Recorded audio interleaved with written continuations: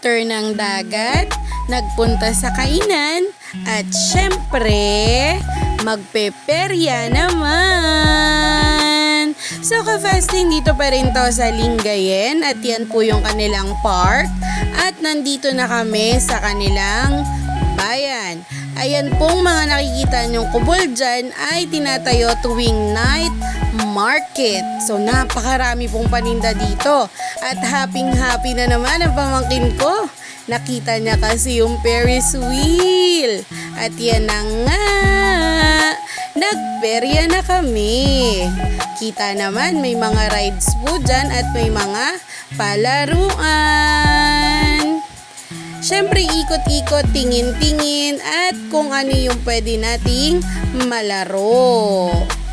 At in fairness naman, napakarami nilang pwedeng paglibangan dito. So, yan na nga, merong White House na horror house. Kumbaga, pasok na!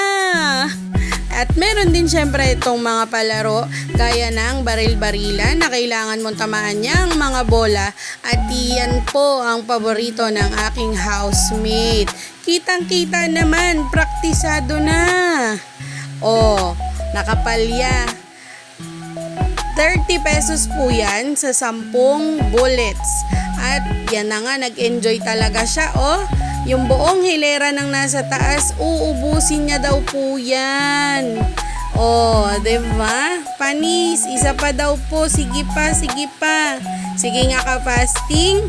Bilangin mo nga po kung ilan yung napabagsak na mga bola. Meron pa po sa pangatlong linya, ha? I-share lang po natin para mabilang mo din. At yan na nga. Nakasakay na ang aking ate at si Ate Joanne. Siyempre kasama yung dalawa kong pamangkin na makulit. At nahilo po kami. Pero siyempre mas nahilo sila. At nag-picture kami ni housemate habang nag-iikot-ikot sila. At yan pa, nag-enjoy talaga ng todo mga pamangkin ko for today's video dahil ang dami na naming napuntahan. Todo energy pa din. Talon-talon, bukol-bukol ng bola. 10 minutes lang po yan for only 50 pesos. At naghanap kami syempre ng maiinom dahil busog na busog kami dun sa sangyup na kinain namin at ganyan kadami ang tao.